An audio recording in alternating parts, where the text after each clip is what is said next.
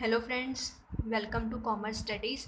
आज हम इस वीडियो में डिस्कस करेंगे कि नॉलेज मैनेजमेंट क्या होता है। ठीक है, नॉलेज मैनेजमेंट क्या है और उसके टाइप्स कौन कौन सी है, मीन्स नॉलेज की कौन कौन सी टाइप्स होती हैं। आज हम इस वीडियो में ये डिस्कस करेंगे। ठीक है, तो चलो स्टार्ट करते हैं आज की वीडियो। ठीक है, तो चलो नॉलेज मैनेजमेंट है। पहले नॉलेज मैनेजमेंट को स्टार्ट करने से पहले मैं आपको ये चार जो टर्म्स हैं ना नॉलेज से रिलेटेड, वो मैं आपको डिस्क्राइब करती हूँ। देखो, नॉलेज जो है वो ये प्रोसेस के थ्रू ही बनती है। ठीक है, सबसे पहले हमारे पास क्या होता है, डाटा। फिर हमारे पास क्या, डाटा से हमारे पास क्या बन जाती है, इन्फॉर्मेशन। इन्फॉर्मेशन के बाद हमारी नॉलेज बन जाती है, नॉलेज के बाद हमारा विजडम। ठीक है, तो ये इसी हायरार्की के थ्रू ही चलेगा, data, information, knowledge and wisdom.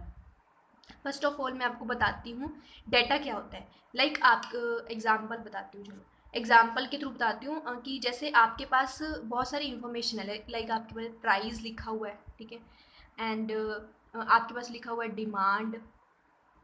ठीक है, और प्राइस लिखा हुआ है, डिमांड लिखा हुआ है, और आपको मतलब काफ़ी सारी टर्मिनोलॉजी आपके सामने लिख दी है, आपको कुछ नहीं पता इसके बारे में, दैट इज़ डाटा।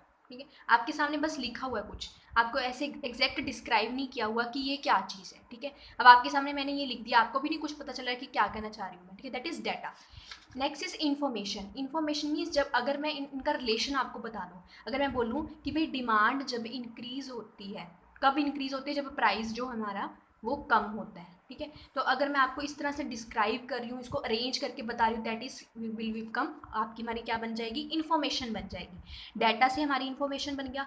ठीक है, इन्फॉर्मेशन के बाद क्या होता है कि जब मैं इस डाटा से इन्फॉर्मेशन कब बनेगी, जब मैं इसको प्रॉपरली डिस्क्राइब कर दूंगी डाटा को, दैट इज इन्फॉर्मेशन। इन्फॉर्मेशन के बाद नॉलेज कब बनेगी, नॉलेज मीन्स कि जब मैं इसको प्रॉपर अंडरस्टैंड करने की कोशिश करूँगी। ठीक है, प्रॉपर अंडरस्टैंड करती हूँ, ठीक है, ये कब कब अप्लाई होता है, मतलब प्रॉपर मेरा अपना दिमाग लगाती हूँ यहाँ पे मैं। कॉग्निटिव मीन्स, कॉग्निटिव आपको पता होगा, मीन्स दिमाग का यूज़ करती हूँ मैं यहाँ पे। ठीक है, तो ये हमारी मेरी नॉलेज बन जाती है। ठीक है, नेक्स्ट होता है विजडम।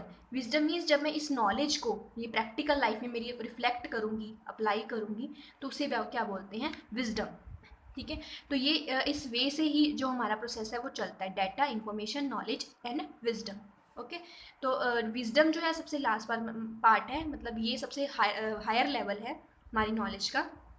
इसी वे से हमारी जो नॉलेज वो जो है वो बनती है। ठीक है, तो ये आज के टाइम पे जो नॉलेज मैनेजमेंट है वो बहुत ज़्यादा इंपॉर्टेंट है, क्योंकि क्या है कि आपको पता होगा कि एक आइडिया जो है पूरे बिजनेस को चेंज कर देता है। ठीक है, तो आजकल की जो ऑर्गेनाइजेशन है इस कंसेप्ट पे ज़्यादा फोकस कर रही है कि जो हमारे एम्प्लॉयज़ हों वो क्या करें, ऐसे मतलब उनमें ऐसा कैलिबर होना चाहिए कि वो उनमें अच्छे अच्छे आइडियाज़ आएँ। ठीक है, और वो हमारे हमारे ग्रोथ के लिए काम आए, मतलब उनकी जो नॉलेज है उनको प्रॉपर मेंटेन करके रखना है। ठीक है, उनकी नॉलेज को इन्हांस करना, उनको एक दूसरे से इंटरेक्ट कराना, ताकि उनकी जो नॉलेज है वो बढ़े, और अगर नॉलेजेबल इंप्लॉइज़ होंगे तो वो हमारी ऑर्गेनाइजेशन के लिए अफेक्टिव होंगे। इसलिए नॉलेज मैनेजमेंट का जो कंसेप्ट है अभी रिसेंटली इसको बहुत ज़्यादा यूज़ किया जा रहा है। ठीक है, पहले मैं आपको बताती हूँ कि नॉलेज एक्चुअली में है क्या। ठीक है, नॉलेज क्या है कि anything that is meaningful for us, कोई भी ऐसी चीज़ जो हमारे लिए मीनिंगफुल हो। लाइक अवेयरनेस, किसी चीज़ के बारे में मेरे को अवेयरनेस है, या मेरी कुछ एबिलिटी है, कोई मैं कुछ काम कर सकती हूँ, वो भी मेरी नॉलेज में ही आता है। एक्सपीरियंस है मुझे किसी चीज़ का, या फिर मेरे आइडियाज़ बहुत अच्छे हैं, तो वो भी मेरी एक तरह से मेरे लिए नॉलेज है। ठीक है, इमेजिनेशंस हैं, वो सारी नॉलेज के अंदर आती हैं। ठीक है, अब हम नेक्स्ट जो डिस्कस कर रहे हैं दैट इज़ नॉलेज मैनेजमेंट। ठीक है, नॉलेज मैनेजमेंट क्या है, it means a process of creation and dissemination and upgrade and application of the knowledge for the organisation survival. आज के टाइम में मैंने आपको बताया कि नॉलेज मैनेजमेंट जो है वो बहुत ज़्यादा इंपॉर्टेंट है, क्योंकि हम अपने एम्प्लॉयज़ को ऐसा चाहते हैं कि वो मतलब उनमें अच्छे अच्छे आइडियाज़ आए, तो वो आइडियाज़ जो हैं हमारे हमारे ऑर्गेनाइजेशन के लिए इफेक्टिव होंगे। तो नॉलेज मैनेजमेंट में हम उन सभी आइडियाज़ को क्रिएट करते हैं, डिसएमिनेट करते हैं, अपग्रेड करते हैं, और उनको अप्लाई करने की कोशिश करते हैं, ताकि हम ऑर्गेनाइजेशन जो हमारी है वो सर्वाइव कर पाए और ग्रोथ हो पाए हमारी ऑर्गेनाइजेशन की। ठीक है, तो ये हमारा था क्या था, नॉलेज मैनेजमेंट का कंसेप्ट था। हम आज इस वीडियो में जो डिस्कस करेंगे मेनली, वो हम सिर्फ इसकी टाइप्स डिस्कस करेंगे कि नॉलेज मैनेजमेंट की कौन सी टाइप्स होती हैं। आपको नॉलेज मैनेजमेंट का मीनिंग क्लियर हो गया होगा, अब हम इसकी टाइप डिस्कस करते हैं। देखो, इसकी टाइप्स मैंने जितनी मैक्सिमम हो सकी मैंने इसमें डिस्कस कर दूंगी, बाकी इसके अलावा कुछ और भी हो सकती हैं, आप उनको ऐड कर लेंगे। ठीक है, first is tacit knowledge. Tacit knowledge means that knowledge जो कि हमारे माइंड के अंदर होती है। ठीक है, जिसको मैं जिसको डिस्क्राइब करना बहुत मुश्किल होता है, जिनको मैं अपने वर्ड्स में डिस्क्राइब नहीं कर सकती, जैसे अगर सपोज करो कि मेरे आइडियाज़ बहुत अच्छे हैं, एक पर्सन के आइडियाज़ अच्छे हैं, मैं मेरे नहीं किसी और के, किसी भी पर्सन के लगा लो, उसके आइडियाज़ बहुत अच्छे हैं, तो वो क्या है, वो उसकी टैसिट नॉलेज है, उसको इजीली दूसरे पर्सन में ट्रांसफ़र करना बहुत मतलब इजीली पॉसिबल नहीं है, वो एक लॉन्ग प्रोसेस के थ्रू ही ट्रांसफ़र हो पाएगा, ठीक है। अगर सिमिलरली मैं आपको एक और एग्जांपल देती हूँ कि अगर सपोज करो कि मुझे एक्टिवा ड्राइव करनी आती है, ठीक है, तो आप उसको वर्ड्स में तो नहीं डिस्क्राइब करोगे, आप उसको प्रैक्टिकली करके दिखाओगे ना, वो सारी कौन सी नॉलेज के अंदर आ जाती है, that is come under the tacit knowledge. Next, tacit knowledge में मैं आपको यहाँ पे लिख देती हूँ कि कौन क्या आ जाता है, आइडियाज़ जो हमारे माइंड से रिलेटेड होते हैं, ठीक है, और इनको डिस्क्राइब करना, डिस्क्रिप्शन जो है इनकी ये मुश्किल है, डिफ़िकल्ट है मैं कहूँगी, ठीक है, डिफ़िकल्ट है, इम्पॉसिबल नहीं है बट डिफ़िकल्ट है। नेक्स्ट हम डिस्कस करेंगे एक्सप्लिसिट नॉलेज।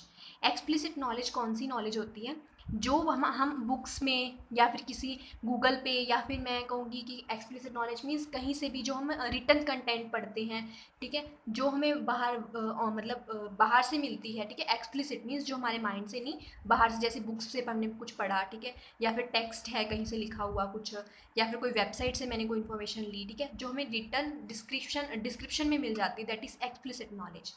एक्सप्लिसिट नॉलेज जैसे बुक्स होगी, बुक्स से मिल गई हमें कोई नॉलेज, ठीक है, और इसके अलावा कोई और चीज़ें भी हो सकती है, जैसे वेबसाइट से मिल गई है, ठीक है, वो सारी नॉलेज किसके अंदर आ गई, एक्सप्लिसिट नॉलेज के अंदर आ गई। इनको डिस्क्राइब करना इजी है, जैसे मैं आपको बोलूँ कि law of demand, law of demand, ठीक है, अब इन चीज़ों को तो आप बुक्स में वगैरह में ही देखोगे ना, लॉ ऑफ डिमांड एक्सप्लिसिट होगी वो, ठीक है। और कोई और चीज़ भी हम लगा सकते हैं यहाँ पे, कोई भी कंसेप्ट है कोई, ठीक है, तो वो सारा क्या किसके अंदर आ गया, एक्सप्लिसिट नॉलेज के अंदर आ गया, जो हमें बाहर से बुक से रिटन कंटेंट्स जो मिलते हैं, दैट इज एक्सप्लिसिट। और टैसिट कौन सी, जो हमारे आइडियाज़ होते हैं माइंड के अंदर होते हैं, उसे हम बोलेंगे टैसिट नॉलेज। क्लियर, आपको दोनों का मीनिंग क्लियर हो गया होगा। नेक्स्ट डिस्कस करते हैं, that is procedural knowledge. Procedural knowledge का क्या मतलब होता है कि जब हमें किसी प्रोसीजर की नॉलेज है, लाइक अगर मैं आपको बोलूँ कि एक पर्सन है, उसे एक ऑर्गेनाइजेशन के अंदर वो वर्क कर रहा है, तो उसको पूरे प्रोसीजर की नॉलेज है, जैसे कैसे प्रोडक्ट प्रोड्यूस होगा, ठीक है, कैसे कौन कौन से स्टेजेस से वो जाएगा, ठीक है, उसको पूरी प्रोसीजर की नॉलेज है, उसे हम क्या बोलते हैं, प्रोसीजरल नॉलेज, जो एक लेवल्स उसको सारे के थ्रू ही आती है कि कैसे कैसे अगर वो लेवल क्रॉस करेगा तो वैसे कैसे कैसे वो उसकी नॉलेज को ड्राइव होगी उसको, दैट इज़ प्रोसीजरल नॉलेज, ठीक है, जो एक प्रोसीजर के थ्रू ही मतलब उसको पता होता है, उसका प्रोसीजर पता होता है, that is known as procedural knowledge. Clear. Next is factual knowledge. Factual knowledge means वो वाली नॉलेज जो हमें फैक्ट्स और फिगर के बेसिस पे मिलती है। फैक्ट्स और फिगर के बेसिस पे, लाइक अगर मैं आपको एग्जांपल दूँ कि अगर मैं बोल रही हूँ कि भाई हमारी कंट्री की जीडीपी बढ़ रही है, मैं ऐसे ही बोल रही हूँ, मैं ऐसा नहीं बोल रही हूँ कि एक्चुअल में बढ़ रही है नहीं बढ़ रही है, जीडीपी मैं बोल रही हूँ कि बढ़ रही है, ठीक है, that is factual knowledge.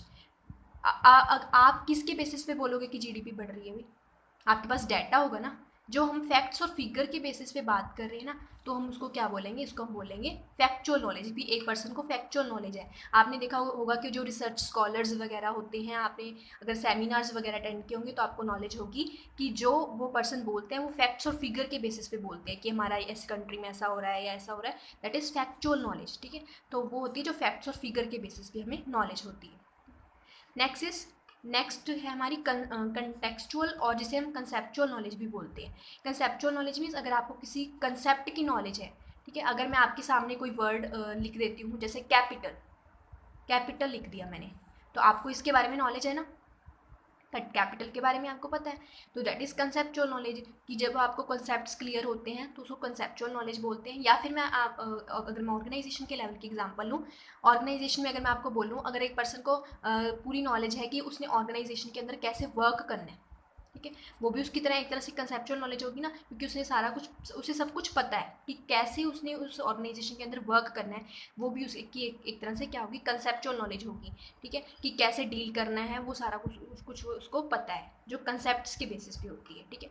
Next is potential knowledge. Potential knowledge means ये नॉलेज जो है, हमारे पास जो भी डाटा अवेलेबल है, ठीक है, कोई भी जो हमारे पास डाटा अवेलेबल है उसमें से हम एक्सट्रैक्ट करने की कोशिश करते हैं, ठीक है, उसमें से हम बाहर निकालने की कोशिश करते हैं। पोटेंशियल नॉलेज मीन्स जो हमारे पास डाटा है, लाइक मेरे पास हमारे जो ऑर्गेनाइजेशन है उसके पास ईआरपी सिस्टम है, ठीक है। ईआरपी आपने सुना होगा, एंटरप्राइज रिसोर्स प्लानिंग का सिस्टम है उसके बाद उनके पास।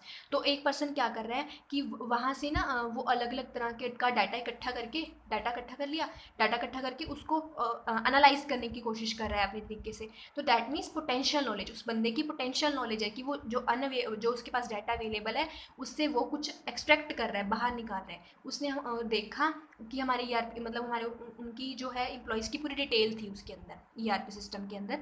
तो उसने एक बंदे ने क्या किया, जाके उस इन्फॉर्मेशन को पूरी को बाहर निकाल के उसमें से ना उन्हें उसने डाटा अलग अलग कर दिया कि कितने ग्रेजुएट्स हैं, कितने पोस्ट ग्रेजुएट्स हैं, ठीक है। तो उसकी बंदे की पोटेंशियल नॉलेज होगी जो उसने अवेलेबल डाटा में से कुछ एक्सट्रैक्ट करके नया निकाला, दैट इज़ पोटेंशियल नॉलेज। ठीक है, ये क्लियर हो गया होगा। नेक्स्ट करते हैं सोशल नॉलेज। सोशल नॉलेज वो वाली नॉलेज होती है हु नो वट, मतलब इसमें हम सभी कोलैबोरेट मतलब इकट्ठे होके ना कोलैबोरेटली सीखते हैं। जैसे सारे पर्सन इकट्ठे होकर, हर एक पर्सन के अलग अलग आइडियाज़ होंगे, सारे पर्सन अपने अपने आइडियाज़ दे के आपस में अगर वो रहेंगे तो एक तरह से कॉर्पोरेट कल्चर की तरह बन जाएगा। वो एक कल्चर के अंदर रह के कुछ ना कुछ सीखेंगे। तो उसे हम क्या बोलेंगे, सोशल नॉलेज, जो हम सोसाइटी से हमारे जो मतलब फ्रेंड्स वगैरह हैं सबसे मिलके जो सीखते हैं, दैट इज़ सोशल नॉलेज। ठीक है। अगर एक मैं ऑर्गेनाइजेशन की बात करूँ तो सारे एम्प्लॉयज़ वहाँ पे इकट्ठे काम कर रहे हैं, तो उनको आपस में कुछ रह के कुछ सीखने को मिलेगा, तो वो क्या होगी, सोशल नॉलेज। ये हमारे 7 पॉइंट्स अभी हो गए हैं, tacit, explicit, procedural, factual, contextual, potential, social. अब हम एट्थ जो पहुंच गए हैं, एट्थ नॉलेज कौन सी होती है, एक्सियोमेटिक नॉलेज। एक्सियोमेटिक नॉलेज को हम बेसिक नॉलेज भी बोल सकते हैं। अब सपोज करो कि आप एक ऑर्गेनाइजेशन के अंदर जा रहे हो, ठीक है, तो आपको वो इतना तो एक्सपेक्ट करेंगे ना कि आपको ऐड और माइनस करना तो आता होगा, एडिशन और सब्सट्रैक्शन तो आपको पता होगी। एडिशनल सब्सट्रैक्शन आपको अगर पता है तो इतना तो हर एक कोई पर्सन को पता ही होती है। तो बेसिक नॉलेज जो हर एक पर्सन एक्सपेक्ट करता है कि इतनी नॉलेज तो उस पर्सन को होगी, दैट इज़ एक्सियोमेटिक नॉलेज। ठीक है, अगर इतनी होगी तभी हम आगे उसको एक्सपैंड कर पाएंगे। इसको मैं लिख देती हूँ कि बेसिक नॉलेज तो हम मान के चलते कि होगी, बेसिक नॉलेज एक पर्सन को होगी। Okay, that is basic knowledge. Like calculation, ठीक है, कैलकुलेशन की नॉलेज होगी, कैलकुलेट करना आता है उसको, बेसिक हो, ज़्यादा डेप्थ में मैं नहीं कह रही हूँ, बेसिक नॉलेज उसको होनी चाहिए, that is axiomatic knowledge. Okay, अगर बेसिक होगी तभी आप उसको पर्सन को कुछ आगे सिखा पाओगे ना। अगर एक पर्सन को आप हायर कर रहे हो, ठीक है, एज अ कंप्यूटर पे उसको बिल्स वगैरह, बिलिंग वगैरह के लिए हायर कर रहे हो, तो वो पर्सन है, तो वो पर्सन को एटलीस्ट उसको कंप्यूटर चलाना तो आना चाहिए ना। अगर उसको कंप्यूटर पीसी यूज़ ही नहीं करना आ रहा तो आता, तो फिर उसको आप सिखाना थोड़ा टफ हो जाएगा। ठीक है, तो ये क्या है कि उसको बेसिक नॉलेज उसको होनी चाहिए कंप्यूटर की, तभी उसको आप क्या करोगे, उसकी नॉलेज को एनहांस कर पाओगे, दैट इज़ एक्सियोमेटिक नॉलेज। जो नेक्स्ट है वो है एक्सपर्ट नॉलेज। ये सबसे वाइडर लेवल की है। देखो देखो, आपको ये पता होगा कि आप कई बार क्या होता है कि हमारी ऑर्गेनाइजेशन वगैरह के अंदर कुछ ख़राब हो जाता है, मशीनरी वगैरह। तो अगर वो चीज़ ख़राब हो गई है, मशीनरी या एक्सेट्रा कुछ भी हो सकता है, अगर वो ख़राब हो गई, ठीक है, तो आपने देखा होगा कि आप कितनी बार भी ट्राई कर लो वो नहीं ठीक हो रही, ठीक है। बट अगर एक मिनट के लिए एक्सपर्ट को हमने बुलाया, ठीक है, वो 1 मिनट के अंदर उसका सोल्यूशन प्रोवाइड कर देता है, ठीक है। तो आप क्या बोलो कि उस बंदे की क्या नॉलेज है, एक्सपर्ट नॉलेज है, क्योंकि वो अपनी फील्ड में एक्सपर्ट है, उसको पता है भी मशीन में क्या पार्ट्स लगेंगे, ठीक है, क्या होगा, ठीक है, उसने आगे 1 मिनट के अंदर वो चीज़ को ठीक कर लिया, that is known as expert knowledge. Clear, तो ये हमने 9 टाइप्स इसकी कर ली हैं। जो नेक्स्ट है दैट इज एक्सपीरियंस के बेस पे जो नॉलेज बनती है वो इसकी नेक्स्ट टाइप है, ठीक है। एक्सपीरियंस नॉलेज के एक्सपीरियंस के बेसिस पे जो बनती है, लाइक देखो कि एक फैक्ट्री है, ठीक है, एक फैक्ट्री में क्या हो गया कि उस फैक्ट्री में फायर मतलब आग लगी, आग लगने की वजह से क्या हुआ, काफ़ी ज़्यादा लॉस होना स्टार्ट हो गया, ठीक है। तो एक पर्सन है उसको बहुत ज़्यादा नॉलेज है, ठीक है, कि मतलब उसने इस चीज़ को पहले एक्सपीरियंस किया हुआ था कि उस चीज़ को कैसे ख़त्म कर सकते हैं हम, ठीक है। तो उसने क्या किया कि उसे पता था कि एक कुछ ऐसा करने से ये फायर जल्दी जल्दी मतलब ख़त्म हो जाएगा, ये सिचुएशन ठीक हो जाएगी, ठीक है। तो उसने क्या किया, उसको अडॉप्ट कर लिया उस चीज़ को, जो उसको नॉलेज थी, ठीक है। तो वो उसको वो चीज़ कहाँ से पता चली, उसके एक्सपीरियंस से, क्योंकि वो चीज़ वो टाइम उसने पहले एक्सपीरियंस किया हुआ था, उसने पहले भी कहीं देखा हुआ था कि इस चीज़ को कैसे मेंटेन करते हैं, तो वो क्या होगी, एक्सपीरियंस के बेसिस पे उसकी नॉलेज होगी, ठीक है। तो इस तरह की नॉलेज भी कभी कभी हमारे ऑर्गेनाइजेशन में हमारे काम आ जाती है, तो वो भी हम नॉलेज में ही काउंट करेंगे। अगर किसी पर्सन को कोई चीज़ का एक्सपीरियंस है तो वो भी हमारा नॉलेज के अंदर ही आ जाता है। Next is declarative knowledge. Declarative knowledge जो नॉलेज होती है ना, वो ऐसी नॉलेज होती है जो मतलब हम कहते हैं कि इतनी तो हर एक चीज़ को मतलब बेसिक नॉलेज इतनी तो सबको पता ही होती है, ठीक है, जो हमारे मेमोरी में हर एक टाइम पे रहती है, ठीक है, उसे बोलेंगे डेक्लरेटिव नॉलेज, ठीक है। जो हमारे बेसिक, जैसे हम बेसिक चीज़ें तो हमें पता ही होती है ना कि क्या क्या करना है क्या नहीं करना, that is declarative knowledge. Okay, इसके अलावा बहुत अदर टाइप्स ऑफ नॉलेज हो सकती है, जैसे कॉमन सेंस नॉलेज, ठीक है, अदर काफ़ी सारी तरीके की नॉलेज हो सकती है, ठीक है। इसके अलावा आप उसमें ऐड कर सकते हो, जैसे कॉमन सेंस, रीजनिंग की नॉलेज होनी चाहिए, रीजनिंग होगी, काफ़ी तरह की नॉलेज इसके अलावा और भी हो सकती है, ठीक है। ये डेक्लरेटिव और एक्सपीरियंस के बेसिस पे जो बनती है ये अदर होगी, ठीक है। एक बार मैं आपको सारा रिपीट कर देती हूँ। हमने क्या किया, हमने किया कि नॉलेज मैनेजमेंट क्या होता है, डाटा क्या होता है, इन्फॉर्मेशन क्या होता है, नॉलेज क्या होता है, विजडम क्या होता है, नॉलेज और नॉलेज मैनेजमेंट के बारे में किया। फिर हमने टाइप्स ऑफ नॉलेज किया, नॉलेज की कौन कौन सी होती है, टैसिट मीन्स जो हमारे आइडियाज़ होते हैं, एक्सप्लिसिट जो हमें बुक्स से मिलती है, ठीक है, और procedural, factual, contextual, potential, social और axiomatic and expert. Next is experience के बेसिस पे डेक्लरेटिव एंड अदर्स। ओके, तो आई थिंक आपको क्लियर हो गया होगा। तो आने वाली वीडियो में देखेंगे कि हम इसकी नेक्स्ट कंसेप्ट को भी डिस्कस करेंगे। तब तक के लिए थैंक यू सो मच। और लाइक ज़रूर कर देना, आप लाइक नहीं करते हो, व्यू कर लेते हो, मैंने आपको पहले भी बोला। अगर आपने अभी तक चैनल को भी नहीं सब्सक्राइब किया तो सब्सक्राइब कर लेना। Thank you very much.